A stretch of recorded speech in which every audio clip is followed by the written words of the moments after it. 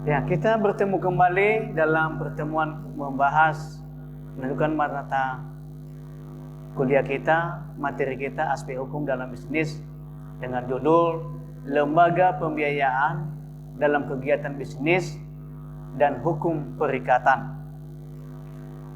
Bersama saya Ponaha Hulu, Sarjana Hukum Magister Kenotariatan, dan saya sendiri Dr. Pandapo Tandamani, Sarjana Hukum dan Magister Hukum. Kita masuk pada pengertian lembaga pembiayaan dalam kegiatan bisnis. Timbul pertanyaan, apa lembaga pembiayaan itu? Nah, menurut Peraturan Presiden Nomor 9 Tahun 2009, lembaga pembiayaan adalah badan usaha yang melakukan kegiatan pembiayaan dalam bentuk penyediaan dana atau barang modal. Dasar hukum lembaga pembiayaan ini adalah pasal 4 ayat 1 Undang-Undang Dasar Kitab Undang-Undang Hukum Perdata, Undang-Undang Nomor 25 Tahun 92 mengenai perkooperasian, Undang-Undang Nomor 40 Tahun 2007 mengenai perseroan terbatas. Inilah dasar-dasar hukum lembaga pembiayaan. Nah, jenis kita masuk pada jenis-jenis lembaga pembiayaan. Ada beberapa jenis lembaga pembiayaan. Yang pertama adalah perusahaan pembiayaan, yaitu suatu badan usaha yang khusus didirikan untuk melakukan sewa guna usaha anjar piutang, pembiayaan konsumen atau usaha kartu kredit. Yang kedua, perusahaan modal venture, yaitu sebuah badan usaha yang melakukan usaha pembiayaan atau penyertaan modal ke dalam suatu perusahaan yang menerima bantuan pembiayaan investee company untuk jangka waktu tertentu dalam bentuk penyertaan saham. Ya, penyertaan melalui pembelian obligasi, konversi, dan atau pembiayaan berdasarkan pembagian atas hasil usaha. Dan yang ketiga adalah perusahaan pembiayaan infrastruktur, yang ini salah satu badan usaha yang didirikan khusus untuk melakukan pembiayaan dalam bentuk penyediaan dana pada proyek infrastruktur. Baik, coba cermati sebelum saya terangkan mengenai fungsi lembaga yang coba cermati tangan yang dia itu tangan Pak Ponaha itu ada uang receh bisa tumbukannya uang. Tolong cermati apa maknanya sehingga kau bisa memahami apa yang kami ajarkan. Baik, saya lanjutkan. Fungsi lembaga pembiayaan. Pertama, membantu masyarakat mulai dari golongan ekonomi menengah ke bawah supaya ke depannya terlepas dari jeratan sendiri. Partner ini akan memberikan pinjaman dengan persentase bunga yang cukup besar. Kedua, tidak membatasi untuk masyarakat golongan menengah ke bawah saja, namun bisa dipakai dalam bisnis, yakni pengembangan infrastruktur. Masuk kita perbedaan lembaga pembiayaan dan lembaga keuangan. Pertama, lembaga pembiayaan. Lembaga pembiayaan ini pertama terfokus kepada suatu kegiatan keuangan saja. Kedua, tidak bisa secara langsung menghimpun dana dari masyarakat dalam giro tabungan, deposito berjangka. Tiga, tidak menekankan aspek jaminan. Empat, tidak bisa menciptakan uang girang. Uang girang adalah uang yang dikeluarkan oleh bank umum berupa surat berharga. Kemudian lembaga keuangan. Ada beberapa lembaga keuangan antara lain satu, terfokus pada bidang jasa keuangan dan lainnya, tidak hanya satu kegiatan keuangan saja. Dua, secara langsung bisa menghimpun dana dari masyarakat dalam giro tabungan, deposito berjangka. Ketiga, ketika pemberian kredit lebih berfokus pada jaminan. Keempat, bank umum bisa menciptakan uang girang dan bisa mempengaruhi peredaran yang masyarakat. Kelima, pengaturan dan perizinan seutuhnya berada pada Bank Indonesia sebab ketentuan dalam Undang-Undang Nomor 10 Tahun 1999 pemahaman. Fungsi dan peran lembaga pembiayaan, yaitu memiliki peran penting, yakni sebagai sumber pembiayaan alternatif untuk menunjang pertumbuhan perekonomian nasional, menampung penyaluran aspirasi dan minat masyarakat, serta berperan penting pada pembangunan, di mana lembaga ini diharapkan masyarakat maupun sebagai pelaku usaha dapat mengatasi masalah yang umum, yakni dari segi permodalan.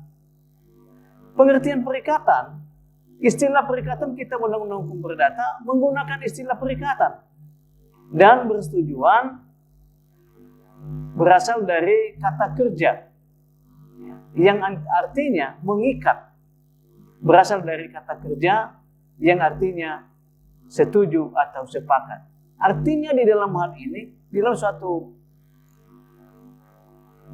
pembiayaan, lembaga keuangan harus ada suatu perjanjian dan perikatan di dalamnya. Dasar hukum daripada itu adalah kita Undang-Undang Hukum Perdata. Menurut para ahli, suatu hubungan hukum antara sejumlah terbatas subjek-subjek hukum hubungan seseorang atau beberapa orang daripadanya mengikatkan dirinya untuk bersikap menurut cara-cara tertentu terhadap pihak lain yang berhak atas sikap kesepakatan mengikatkan diri dalam suatu perjanjian. Menurut Pitlo, perikatan adalah suatu hubungan hukum yang bersifat harta kekayaan antara dua orang atau lebih, atas dasar mana pihak yang satu berhak dalam arti kreditur dan pihak lain kewajiban, debitur atau sesuatu prestasi. Menurut Surdakti, perikatan adalah suatu hubungan antara dua pihak, yang mana pihak yang satu berhak menuntut sesuatu dari pihak yang lainnya yang berkewajiban memenuhi tuntutan itu. Jadi perikatan adalah suatu hubungan hukum berkaitan dengan kekayaan harta benda antara dua orang atau lebih yang melahirkan hak dan kewajiban menurut suatu barang. Pihak yang berhak disebut kreditor dan pihak yang berkewajiban disebut debitur. Barang sesuatu yang dapat dituntut dinamakan prestasi. Dapat berupa menyerahkan suatu barang, melakukan suatu perbuatan, tidak melakukan suatu perbuatan, suatu perikatan itu sendiri. Dapat berasal dari perjanjian dan dapat juga berasal dari undang-undang. Dasar hukum daripada perikatan ini adalah sumber-sumber hukum perikatan yang ada di Indonesia adalah perjanjian dan undang-undang, dan sumber dari undang-undang dapat dibagi lagi menjadi undang-undang dan undang-undang dan perbuatan manusia sumber undang-undang. Dan dasar hukum perikatan berdasarkan KUH Perdata terdapat 3 sumber adalah yang pertama adalah perikatan yang timbul dari persetujuan, yaitu perjanjian. Yang kedua adalah perikatan yang timbul dari undang-undang. Yang ketiga adalah perikatan terjadi bukan perjanjian, tetapi terjadi karena perbuatan melanggar hukum dan perwakilan sukarela. Dasar hukum perikatan berdasarkan undang-undang, yaitu pasal 1233 KUH Perdata. Perikatan lahir karena suatu persetujuan atau karena undang-undang. Perikatan ditunjukkan untuk memberikan sesuatu, untuk berbuat sesuatu atau untuk tidak berbuat sesuatu. Nah, persetujuan ada juga persetujuan di dalamnya pasal 1313 KUH Perdata. Nah, suatu persetujuan adalah suatu perbuatan di mana satu orang atau lebih menginginkan dirinya terhadap satu orang lain atau lebih. Nah, undang-undang pasal 1352 KUH Perdata, perikatan yang lahir karena undang-undang timbul dari undang-undang atau dari undang-undang sebagai akibat perbuatan orang. Nah, di sini wan prestasi dan akibatnya. Wan prestasi ini tidak memenuhi atau lalai melaksanakan kewajiban sebagaimana yang ditentukan dalam perjanjian yang dibuat antara kreditur dengan debitur. Itulah disebut dengan wan prestasi. Akibatnya perjanjian yang sudah dibuat maka tidak ditepati oleh para pihak. Baik, ada 4 kategori dari wan prestasi atau bahasa sehari ingkar janji, yaitu 1. Tidak melakukan apa yang disanggupi akan dilakukan. 2. Melaksanakan apa yang dijanjikannya tetapi tidak sebagaimana yang dijanjikan. 3. Melakukan apa yang dijanjikan tetapi terlambat. 4. Melakukan sesuatu yang menurut perjanjian tidak boleh dilakukannya. Kemudian akibat-akibat wan prestasi ini berupa hukuman atau akibat-akibat bagi debitur yang melakukan wan prestasi dapat digolongkan menjadi 3, yaitu membayar kerugian yang diderita oleh kreditur. Yang pertama. Yang kedua, pembatalan perjanjian atau pemecahan perjanjian. 3. Peralihan risiko. Kemudian masuk kita kepada poin pertama, itu membayar kerugian yang diderita oleh kreditur. Dalam kurung ganti rugi. Ganti rugi meliputi 3 unsur, yaitu pertama, biaya adalah segala pengeluaran atau pengongkosan yang nyata-nyata sudah dikeluarkan oleh salah satu pihak. Kedua, rugi adalah kerugian karena kerusakan barang-barang kepunyaan kreditur yang diakibatkan oleh kelalaian si kreditur. Ketiga, bunga adalah kerugian yang berupa kehilangan keuntungan yang sudah dibayarkan atau dihitung oleh kreditur. Kedua, pembatalan perjanjian atau pemecahan perjanjian. Di dalam pembatalan tuntutan ganti rugi telah diatur dalam pasal 1247 dan pasal 1248 KUH Perdata. 3. Peralihan resiko. Peralihan resiko adalah kewajiban untuk memikul kerugian jika terjadi suatu peristiwa di luar kesalahan salah satu pihak yang menimpa barang dan menjadi objek perjanjian sesuai dengan pasal 1237 KUH Perdata.